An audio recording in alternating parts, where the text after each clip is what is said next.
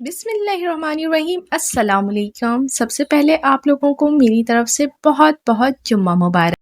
कहीं बहुत तेज़ बारिश तो कहीं रिमझिम रिमझिम फुहार। मौसम इतना खूबसूरत कि बच्चे हों या बड़े बस एक ही शोर करते हैं, भाई जल्दी से बना लो पकोड़े, क्योंकि इस मौसम में पकोड़े खाने का मज़ा ही अलग होता है।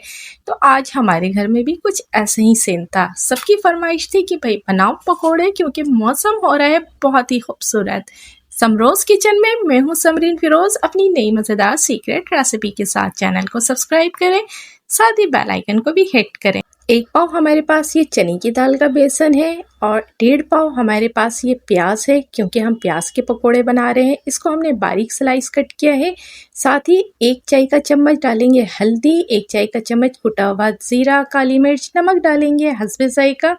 लाल और हरी मिर्च है 5 से 6, वो हमने इसमें डाल दिया। अब इसके अंदर डालेंगे हम 1 प्याली बारीक कटा हुआ हरा धनिया।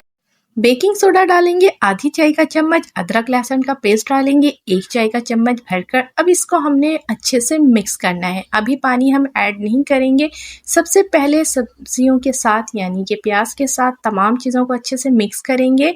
और हमने यहाँ पे आधा गिलास पानी लिया था, तो आधा गिलास पानी को हम एक साथ नहीं डालेंगे, थोड़ा थोड़ा डाल करके मिक्स करेंगे, क्योंकि हमें इसकी कंसिस्टेंसी बिल्कुल पतली नहीं चाहिए।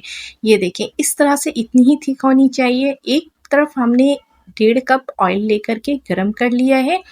अब जब तेल हमारा गरम हो चुका है तो अब इसमें हम पकोड़े डालना शुरू करेंगे। साइज़ आप अपनी मर्ज़ी के मुताबिक रख सकते हैं और आप चम्मच की मदद से भी डाल सकते हैं और हाथों की मदद से भी इसे डाल सकते हैं। जब हमारा नीचे का साइड गोल्डन होगा तब इसको हमने पलटना है और तेज़ आंच में नहीं बनाना, मीडियम टू लो फ्लेम में बनाना है, नहीं तो बहुत तेज़ी से कलर आ जाएंगे और अंदर का जो इसका बैटर है वो कच्चा रह जाएगा।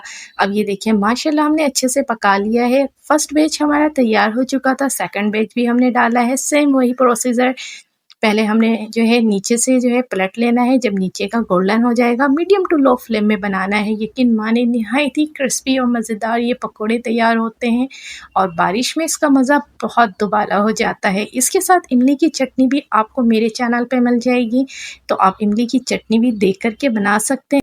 बहुत आसान मसालों के साथ मैंने आपको पकोड़े बनाने का तरीका बताया है कि तमाम चीज़ें घर पे ही मौजूद होती हैं। तो इस बारिश में आपने ज़रूर एंजॉय करना है इन पकोड़ों को। और आप लोगों को कैसी लगी तो आपने कमेंट्स में भी ज़रूर बताना है कि इसका टेस्ट आप लोगों को कैसा लगा। और बेशुमार रेसिपीज़ मेरे चैनल पे आपको और भी मिलेंगी। प्लेलिस्ट भी है मेरे चैनल पर रमज़ान स्पेशल रेसिपी के नाम से। अल्लाह पाक से दुआ है कि अल्लाह पाक मेरा आपका हम सब का दस्तरखान यूं ही हज़ार हज़ार नेमतों से सजाए रखे। अपनी दुआओं में याद रखें। अल्लाह हाफिज़।